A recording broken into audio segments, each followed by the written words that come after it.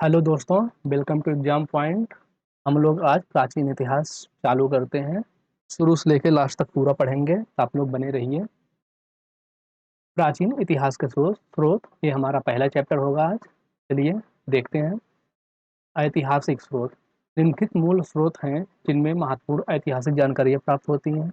मतलब ऐतिहासिक स्रोत से हमें क्या मिलते हैं, ये मूल स्रोत होते हैं जिनसे हमें क्या मिलती है, महत्वपूर्ण जानकारियाँ मिलती हैं। ओके। अब प्राचीन इतिहास के स्रोत, इसको हम लोग तीन भागों में विभाजित कर सकते हैं। सबसे पहला पुरातात्विक साक्ष्य, दूसरा विदेशी यात्रा विवरण, तीसरा साहित्यिक साक्ष्य। ओके। पहला पुरातात्विक साक्ष्य।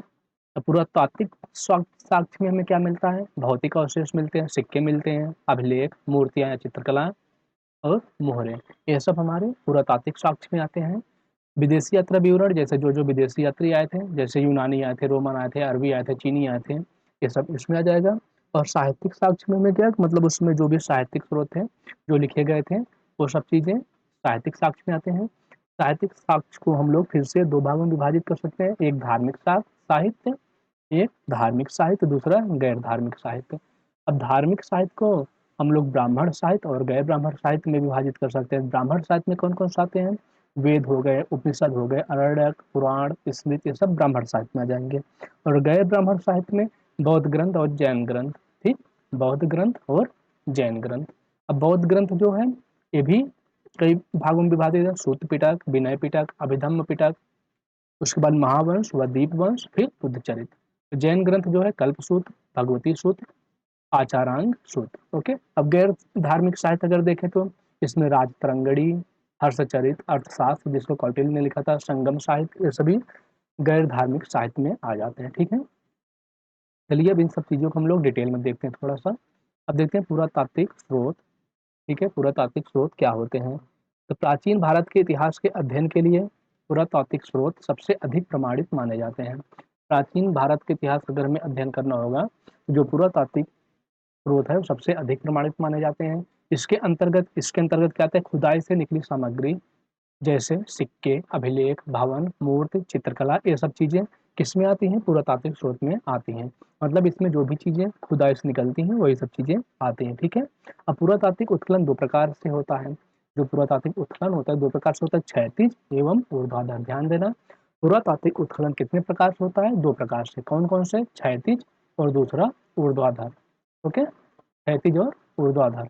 अब क्षैतिज उत्खनन से किसी सभ्यता के संपूर्ण स्वरूप के बारे में जानकारी प्राप्त होती है।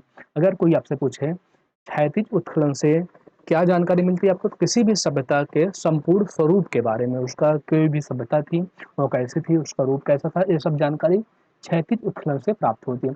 जबकि ऊर्ध्वाधर उत्खनन से किसी संस्कृत का काल मापन किया जाता है। ऊर्ध्वाधर उत्खनन से क्या, किसी संस्कृत का काल मापन, मतलब कब हुआ था वो, मतलब अप्रॉक्स कितने टाइम पीरियड में हुई थी, कब हुई थी, वो सब चीज़ें ऊर्ध्वाधर उत्खनन में। और क्षैतिज उत्खनन से हमें क्या मिलते हैं, जो भी वो सभ्यता है उसकी संपूर्ण स्वरूप के बारे में जानकारी मिलती है। ठीक है। अब उत्खनन से प्राप्त हुई वस्तु का आय ज्ञात करने के लिए रेडियो कार्बन डेटिंग तकनीक का प्रयोग किया जाता है। क्वेश्चन कई बार एग्जाम में पूछा हुआ है, ध्यान देना।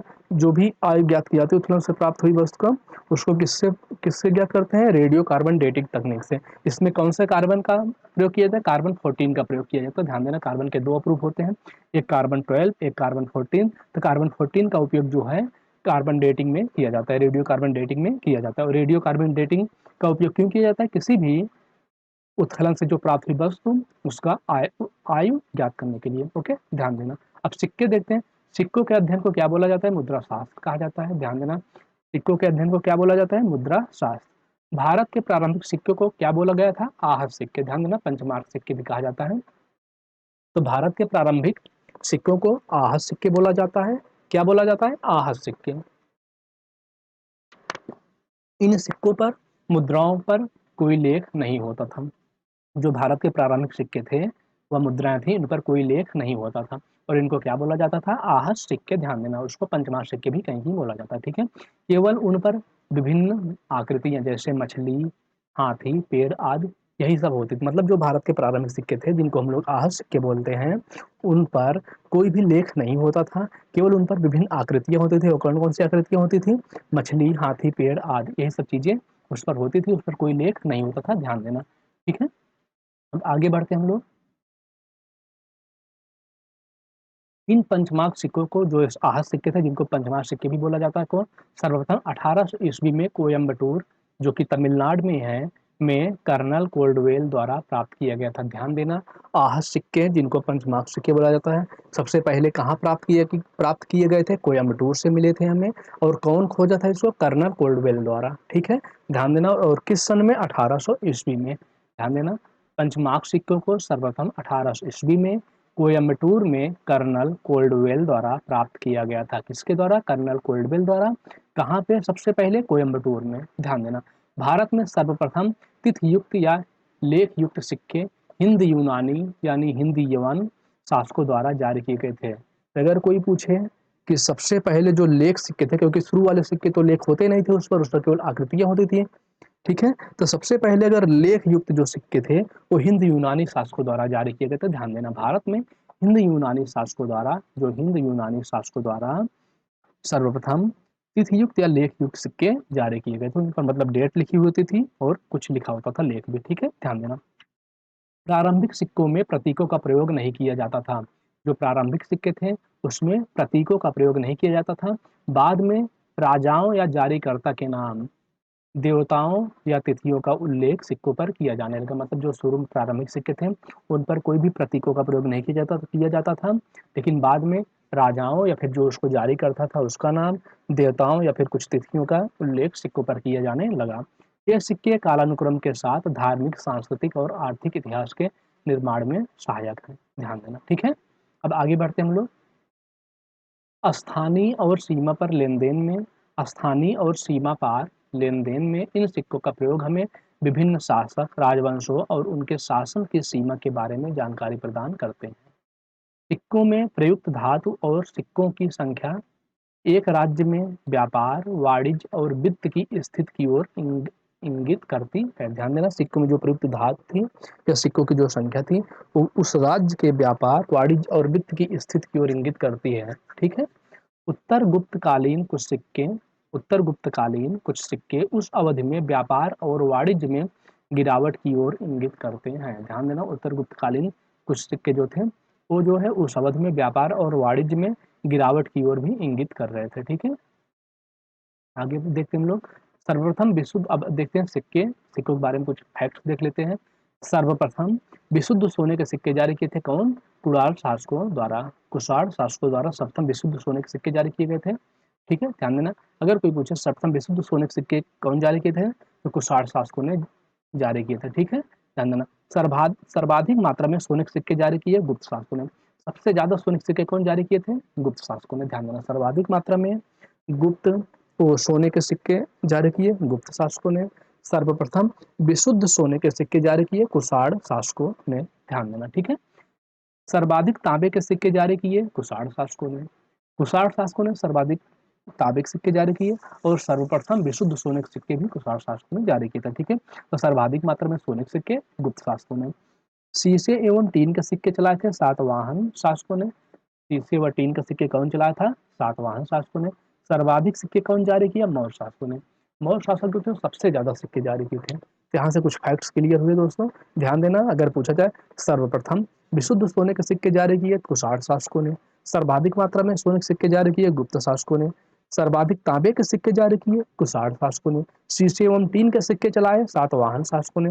सर्वाधिक सिक्के जारी किए मौर्य शासकों ने। ओके, अब आगे देखते हैं हम लोग, पूरा लेख शास्त्र देखते हैं। अगला टॉपिक हमारा क्या है? पूरा लेख शास्त्र है। ठीक है, इन अभिलेखों के अध्ययन को पूरा लेख शास्त्र कहा जाता है। अगर कोई पूछे अभिलेखों के अध्ययन को क्या बोला जाता है? पूरा लेख शास्त्र। पूरा लेख शास्त्र किसको बोलते हैं? अभिलेखों के अध्ययन को। जबकि प्राचीन लिपियों के अध्ययन को क्या बोला जाता है? पैलियोग्राफी। ठीक है, ध्यान देना, पूरा लेख शास्त्र अभिलेखों के अध्ययन को बोला जाता है और पैलियोग्राफी किसको बोला जाता है? प्राचीन लिपियों के अध्ययन को। जो प्राचीन लिपि थी उसके अध्ययन को क्या बोला जाता है? पैलियोग्राफी। भारत में अधिकतर अभिलेख मुहरों, प्रस्तर, स्तंभों, चट्टानों, तांबों के पत्रों, मंदिर की दीवारों, ईंटों या चित्रों पर उत्कीर्ण है, मतलब लिखे पड़े हैं। ठीक है, सर्वप्रथम इन्हें प्राकृत मतलब 300 ईसा पूर्व भाषा में लिखा गया था। ठीक है, तो जो अभिलेख हैं सब इनको सबसे पहले किस भाषा में लिखा गया था? प्राकृत भाषा में। अप्रॉक्स किस सन तक? 300 ईसा पूर्व। ध्यान देना, ठीक है। जो अभिलेख हैं वो प्राकृत भाषा में लिखे गए थे 300 ईसा पूर्व में, ठीक है। तत्पश्चात उसके बाद क्या हुआ, संस्कृत में, उसके बाद क्षेत्रीय भाषाओं में लिखा जाने लगा। मतलब शुरू में जो अभिलेख थे वह प्राकृत भाषा में लिखे गए थे, उसके बाद संस्कृत में, फिर क्षेत्रीय भाषाओं में लिखे जाने लगे, ठीक है।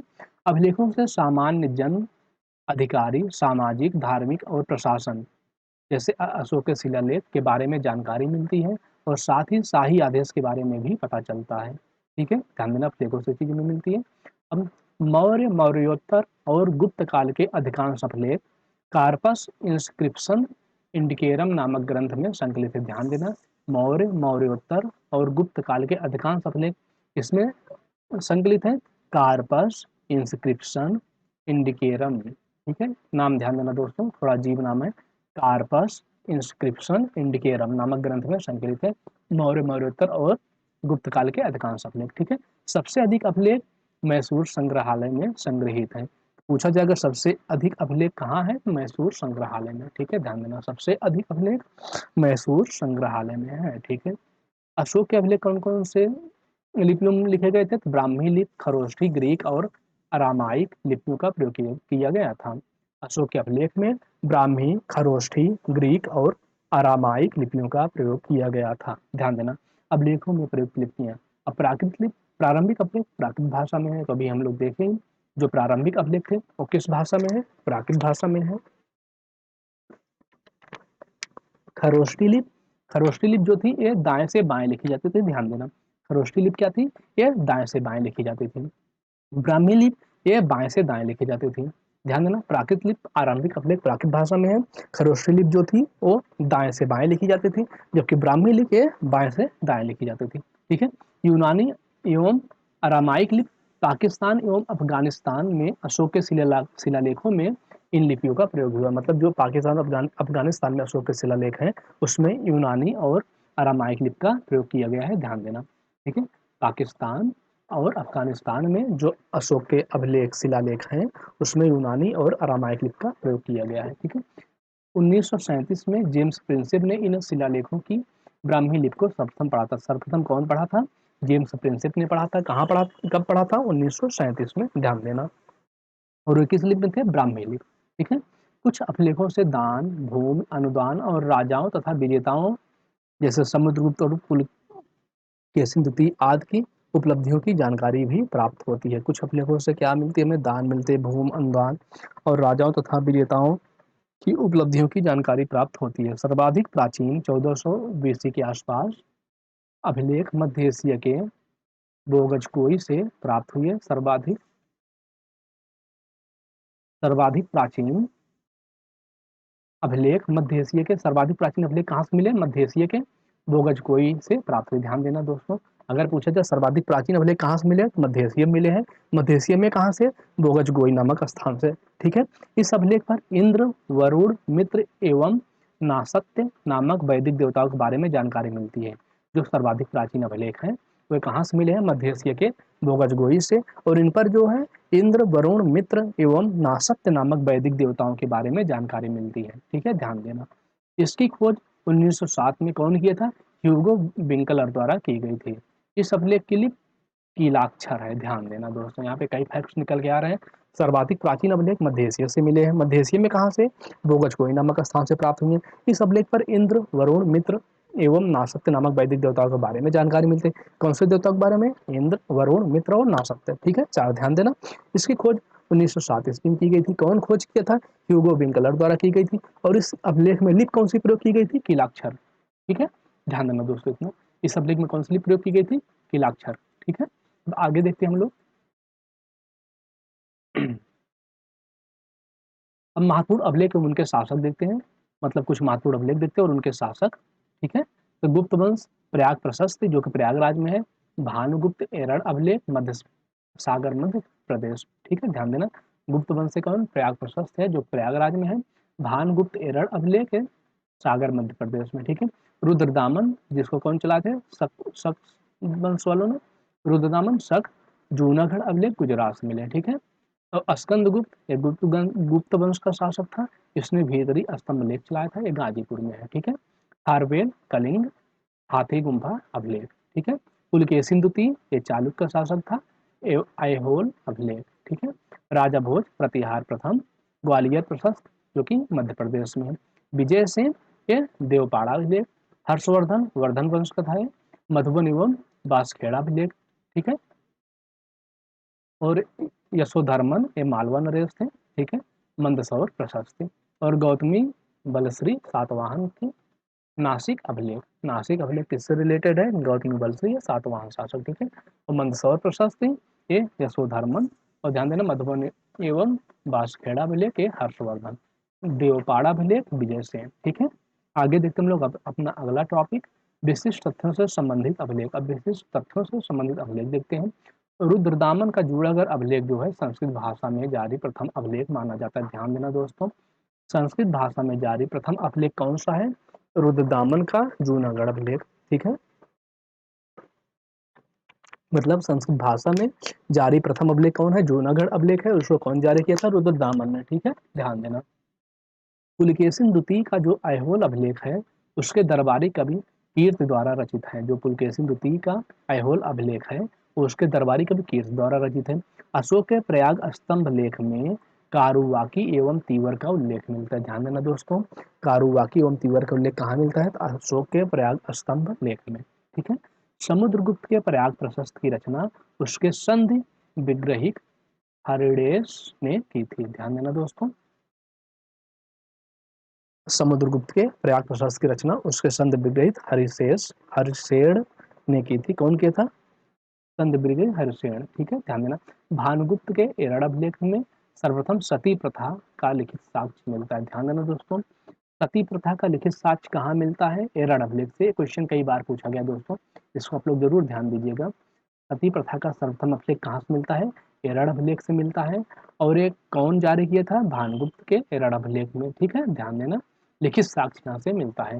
गोपराज नामक सैनिक की पत्नी सबसे पहली थी, ठीक है, गोपराज नामक सैनिक पत्नी सबसे पहली थी जो सती हुई थी, ठीक है, ध्यान देना। भानुगुप्त के एरड़ अभिलेख में सर्वप्रथम सती प्रथा का उल्लेख मिलता है, लिखित साक्ष्य मिलता है, ठीक है, और गोपराज नामक सैनिक की पत्नी थी, ठीक है, जो पहली बार सती हुई थी, ठीक है, ध्यान देना उसमें जो उल्लेख है। मतलब चंद्रगुप्त द्वितीय के उदयगिरि गुहा लेख के अनुसार उसका उद्देश्य संपूर्ण पृथ्वी को जीतना था। चंद्रगुप्त द्वितीय का जो उदयगिरि गुहा लेख है उसके अनुसार चंद्रगुप्त द्वितीय का उद्देश्य जो था वो संपूर्ण पृथ्वी को जीतना था। ध्यान देना। तुमुन अभिलेख में कुमारगुप्त प्रथम को शरदकालीन सूर्य की तरह बताया गया है। तो कुमारगुप्त प्रथम को शरदकालीन सूर्य की तरह किस अभिलेख में बताया गया है?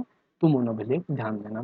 किस अभिलेख में? तुमुन अभिलेख में, ठीक है। स्कंदगुप्त के भीतरी अभिलेख में हूणों के आक्रमण का उल्लेख मिलता है। स्कंदगुप्त का जो भीतरी अभिलेख है उसमें हूणों के आक्रमण का उल्लेख मिलता है। मंदसौर अभिलेख में यशोधर्मन को जननेन्द्र कहा गया है। मंदसौर अभिलेख में जो यशोधर्मन थे उनको क्या बोला गया है? जननेन्द्र, ठीक है। चंद्रगुप्त द्वितीय के विजयों का वर्णन मेहरौली लौह स्तंभ लेख में मिलता है। चंद्रगुप्त द्वितीय के विजय का वर्णन कहाँ मिलता है? मेहरौली लौह स्तंभ लेख में, ठीक दोस्तों, ध्यान देना। अब हम लोग देखते हैं अपना अगला टॉपिक विदेशी विवरण। यूनानी, रोमन या चीनी इतिहासकार या राजनयिक तथा तीर्थ यात्रियों या नाविकों खोजकर्ताओं आदि के विवरणों द्वारा हमें महत्वपूर्ण जानकारी मिलती है। सिकंदर के आक्रमण की जानकारी पूरी तरह से ग्रीक स्रोतों पर आधारित है। ध्यान देना दोस्तों, सिकंदर के आक्रमण की जानकारी जो है पूरी तरह से ग्रीक स्रोतों पर ही आधारित है। ध्यान देना, ग्रीक, ठीक है। आगे देखते हैं हम लोग। मेगास्थनीज की इंडिका मौर्य काल के बारे में जानकारी प्रदान करती है। मेगास्थनीज ने इंडिका लिखी थी और वो मौर्य काल के बारे में जानकारी देती है। ध्यान देना दोस्तों, मेगास्थनीज की जो इंडिका है वो मौर्य काल के बारे में जानकारी देती है। भारत और रोमन साम्राज्य के बीच व्यापार संतुलन का वर्णन प्लिनी के नेचुरल हिस्ट्री से प्राप्त होता है। तो भारत और रोमन साम्राज्य के बीच जो व्यापार संतुलन का वर्णन है वो कहाँ से मिलता है हमें? प्लिनी के नेचुरल हिस्ट्री, ठीक है, प्लिनी ने नेचुरल हिस्ट्री लिखी थी, वहां से भारत और रोमन साम्राज्य के बीच व्यापार संतुलन का वर्णन मिलता है। इन यात्रियों का उस समय के राजाओं ने स्वागत किया। जो यात्री आए थे उस समय जो भी राजा थे वही उनका स्वागत किए थे। उन्होंने लगभग हर उस पहलू के बारे में लिखा है जो वहाँ देखा है। जो यात्री थे उस सब कुछ लिखे हैं जो भी देखे थे, जैसे वास्तुकला, सामाजिक विभाजन, धार्मिक और सांस्कृतिक प्रथाएं आदि, ठीक है। अब हम देखते हैं कुछ यूनानी लेखक और उनके द्वारा लिखी गई रचनाएं, ठीक है। हेरोडोटस, ये भी यूनानी थे हेरोडोटस। इन्होंने हिस्टोरिका नामक पुस्तक की रचना की। इन्हें इतिहास का पिता बोला जाता है। इतिहास का पिता किसे बोला जाता है? हेरोडोटस को बोला जाता है। और उन्होंने क्या लिखी? हिस्टोरिका नामक पुस्तक की रचना की। ठीक है, अगला यूनानी लेखक देखें तो मेगास्थनीज। ये सेल्यूकस के राजदूत के रूप में ये सेल्यूकस के राजदूत के रूप में चंद्रगुप्त मौर्य के दरबार में आया था। ध्यान देना दोस्तों, सबसे पहला क्वेश्चन यहाँ से यही बनता है, मेगास्थनीज किसके दरबार में आया था? मेगास्थनीज जो है चंद्रगुप्त मौर्य के दरबार में आया था। और ये किसका राजदूत था? सेल्यूकस का राजदूत था। ठीक है, और इसने क्या लिखी? इंडिका की रचना की। ध्यान देना दोस्तों, मेगास्थनीज चंद्रगुप्त मौर्य के दरबार में आया था, यूनानी लेखक था और ये इंडिका नामक पुस्तक रचना की थी। ठीक है, और ये सेल्यूकस के राजदूत के रूप में आया था। स्ट्रैबो, इन्होंने मेगास्थनीज के विवरण को काल्पनिक माना।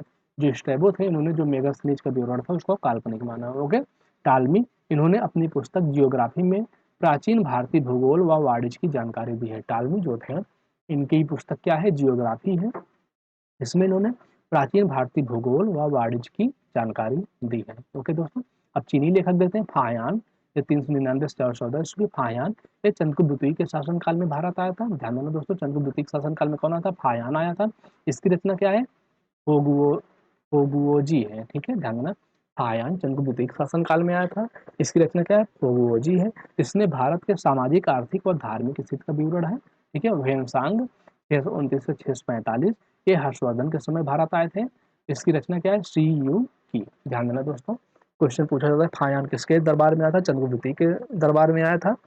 और वेनसांग जो है हर्षवर्धन के समय भारत आया था और इसकी रचना क्या है? सीयू की है। ठीक है, अब इस सिंह 671 से 693, इन्होंने प्रसिद्ध बौद्ध भिक्षुओं की आत्मकथाएं लिखी।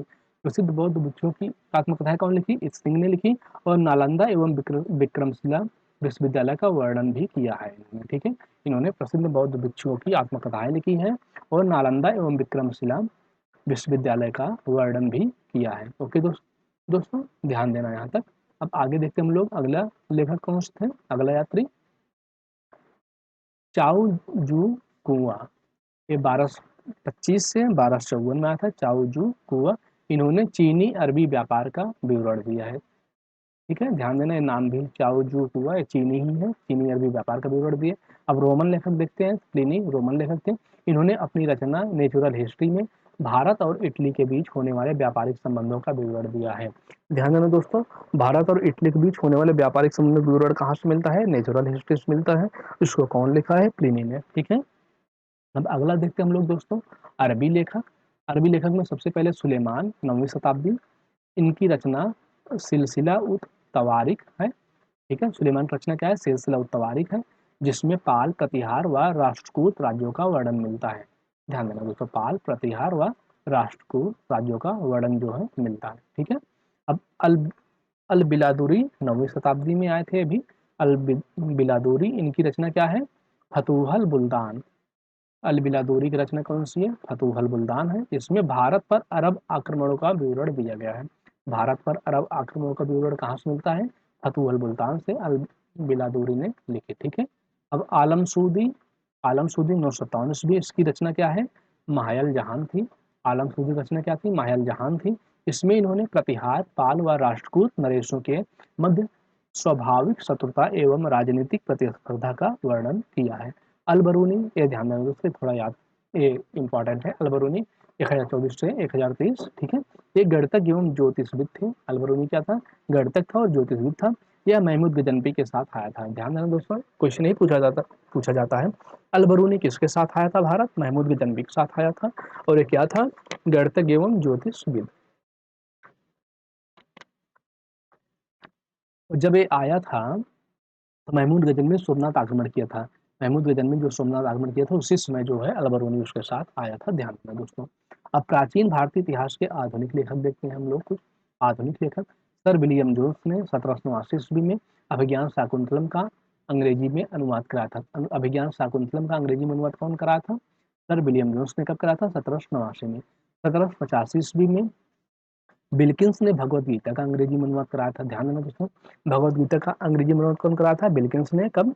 1785 में। जबकि विलियम जोन्स ने 1789 में अभिज्ञान शाकुंतलम का अंग्रेजी में अनुवाद कराया था। ठीक है, विंसेंट आर्थर स्मिथ ने विंसेंट आर्थर स्मिथ ने अपनी पुस्तक अर्ली हिस्ट्री ऑफ इंडिया में प्राचीन भारत का सुव्यवस्थित इतिहास प्रस्तुत किया है। ध्यान देना दोस्तों, विंसेंट आर्थर स्मिथ जो थे, इनकी पुस्तक है अर्ली हिस्ट्री ऑफ इंडिया। इसमें इन्होंने प्राचीन भारत का सुव्यवस्थित इतिहास प्रस्तुत किया है। प्राचीन इतिहास को जानने के लिए डी कौशाम्बी की कृति in introduction to the history of Indian history एक उत्तम स्रोत है। ध्यान देना दोस्तों, प्राचीन इतिहास को जानना हो तो उसके लिए डी कौशाम्बी की एक कृति है। कौन है? In introduction to the study of Indian history. ठीक है, यहाँ से आप जानकारी ले सकते हैं। ठीक है, अब साहित्यिक स्रोत देखते हैं। साहित्यिक स्रोत क्या थे उसमें? चार वेद जो हमारे हैं, ऋग्वेद, यजुर्वेद, सामवेद, अथर्ववेद, चार वेद, रामायण, महाभारत, स्मृतियाँ और धर्मसूत्र, महाकाव्य, जैन और बौद्ध ग्रंथ, विभिन्न साहित्य, संगम साहित्य, नाटक आदि साहित्यिक स्रोत के अंतर्गत आते हैं। ध्यान रखना दोस्तों, साहित्यिक स्रोत के अंतर्गत क्या आते हैं? जो चार वेद हुए, ऋग्वेद, यजुर्वेद, सामवेद, अथर्ववेद, रामायण, महाभारत, स्मृतियाँ और धर्मसूत्र, महाकाव्य, जैन और बौद्ध ग्रंथ, विभिन्न साहित्य, संगम साहित्य, नाटक आदि साहित्यिक स्रोत के अंतर्गत आते हैं। ये स्रोत हमें प्राचीन काल की सामाजिक, सांस्कृतिक और राजनीतिक स्थितियों के बारे में जानकारी प्रदान करते हैं। जो ये स्रोत हैं, ये हमें प्राचीन काल की सामाजिक, सांस्कृतिक और राजनीतिक जो स्थितियाँ थी उनके बारे में जानकारी प्रदान करते हैं। भारत में सबसे प्राचीन पांडुलिपियाँ बर्ज की छाल और ताड़ के पत्तों पर लिखी गई थी। ध्यान देना दोस्तों, ये क्वेश्चन इंपॉर्टेंट है। भारत में सबसे पहले कौन सी लिपि लिखी गई थी? पांडुलिपि लिखी गई थी। कहाँ पे? बर्ज की छाल और ताड़ के पत्तों पर। बर्ज की छाल और ताड़ के पत्तों पर, ठीक है, प्राचीन पांडुलिपियां लिखी गई थी। ठीक है, कौटिल्य के अर्थशास्त्र में मौर्य शासन की और उसकी अर्थव्यवस्था, राजनीति, प्रशासन और समाज का विस्तृत वर्णन मिलता है। कौटिल्य ने अर्थशास्त्र लिखा, उससे हमें किसकी जानकारी मिलती है? मौर्य शासन और उसकी अर्थव्यवस्था, राजनीति, प्रशासन और समाज का विस्तृत वर्णन कहाँ से मिलता है? अर्थशास्त्र मिलता है। और अर्थशास्त्र को कौन लिखा था? कौटिल्य ने। ठीक है, पुराण से हमें गुप्त शासक तक के राजवंशी इतिहास की जानकारी मिलती है। पुराण समय कहाँ तक की जानकारी मिलती है? गुप्त शासन से लेके राजवंशी इतिहास तक की जानकारी मिलती है। पुराणों के रचयिता कौन थे? लोमहर्ष थे। बस ध्यान देना, पुराण से हमें गुप्त शासन तक के राजवंशी इतिहास की जानकारी मिलती है। और पुराणों के रचयिता कौन है? लोमहर्ष। ये ध्यान देना दोस्तों, पुराणों के रचयिता लोमहर्ष थे। ठीक है, रामायण एवं महाभारत से हमें भारत की संस्कृति एवं सभ्यता, प्रशासनिक व्यवस्था आदि के बारे में जानकारी प्राप्त होती है। रामायण और महाभारत में क्या जानकारी प्राप्त होती है? भारत की संस्कृति एवं सभ्यता, प्रशासनिक व्यवस्था, ठीक है, इन सब के बारे में जानकारी मिलती है। रामायण को चतुर्विंशति सहस्त्री संहिता तथा महाभारत को जय संहिता के नाम से भी जाना जाता है। ध्यान देना दोस्तों, महाभारत को जय संहिता के नाम से जाना जाता है और रामायण को चतुर्विंशति सहस्त्री संहिता। ठीक है, ध्यान देना। ये स्रोत भाषा, लिपि और लेखन शैली के उपयोग के संदर्भ में भी जानकारी प्रदान करते हैं। ओके दोस्तों, अब हम लोग आगे देखते हैं, प्रमुख साहित्यिक रचनाएं देखते हैं। उस समय क्या क्या प्रमुख साहित्यिक रचनाएं थी और कौन लिखा था उनको, उनसे क्या विशेष तथ्य मिले हैं। अष्टाध्यायी पाणिनि ने लिखी थी। अष्टाध्यायी कौन लिखा था? पाणिनि ने लिखी थी। और ये व्याकरण ग्रंथ है। ठीक है, ध्यान देना, अष्टाध्यायी पाणिनि ने लिखी थी और ये व्याकरण ग्रंथ है। ठीक है, अब कथा सरिद्गार, इसको सोमदेव ने लिखा था। मौर्य काल के विषय में जानकारी मिलती है कथा सरिद्गार से। महाभाष्य को पतंजलि ने लिखा था। ये पुष्यमित्र शुंग के विषय में जानकारी मिलती है। ठीक है, पुष्यमित्र शुंग के विषय में जानकारी महाभाष्य से मिलती है, उसको पतंजलि ने लिखा था। बृहत कथा मंजरी क्षेमेंद्र ने लिखा था। मौर्य काल के विषय में जानकारी यहाँ से मिलती है बृहत कथा मंजरी से। अर्थशास्त्र कौटिल्य ने लिखा था। मौर्य काल की जानकारी यहाँ से मिलती है। नीतिशास्त्र कामंदक ने लिखा था और गुप्तकालीन राजतंत्र के विषय में यहाँ से जानकारी मिलती है। ठीक है, नीतिशास्त्र कामंदक ने लिखा था। गुप्तकालीन राजतंत्र के विषय में यहाँ से जानकारी मिलती है। माल विकाग्नि मित्रम कालिदास ने लिखा था। शुंग वंश की जानकारी में यहाँ से मिलती है। ओके दोस्तों, माल विकाग्नि मित्रम कालिदास। ओके, अगला मृच्छकटिकम, इसको शूद्रक लिखे थे। मृच्छकटिकम को कौन लिखा था? शूद्रक ने। गुप्तकालीन समाज का वर्णन यहाँ से मिलता है मृच्छकटिकम से, इसको शूद्रक ने लिखा था। अब हर्षचरित बाणभट्ट ने लिखा था। हर्ष की उपलब्धियों का वर्णन यहाँ से मिलता है। ठीक है, हर्षचरित से हर्ष की उपलब्धियों का वर्णन बाणभट्ट ने लिखा था। रामचरित संध्याकर नंदी ने लिखा था। ध्यान देना, रामचरित संध्याकर नंदी ने लिखा था। बंगाल के शासक रामपाल की जीवन कथा है। ओके, पृथ्वीराज रासो चंद्रबरदाई ने लिखा था। पृथ्वीराज चौहान की उपलब्धियों का वर्णन पृथ्वीराज रासो ने लिखा, उसको चंद्रबरदाई ने लिखा था। अब राज तरंगड़ी को कौन लिखा था? कल्हड़ ने लिखा था। कश्मीर के राजवंशों की क्रमबद्ध जानकारी जो है कहाँ से मिलती है? राज तरंगड़ी से मिलती है। ओके दोस्तों, ध्यान देना इसमें। अब अब आगे हम लोग कल पढ़ेंगे दोस्तों, आज के लिए यहीं तक। तब तक के लिए आप लोग ध्यान दीजिएगा अपना। कल मिलते हैं फिर से। आगे हम लोग पढ़ेंगे प्रागैतिहासिक काल, प्राचीन भारत का इतिहास। ठीक है दोस्तों। धन्यवाद।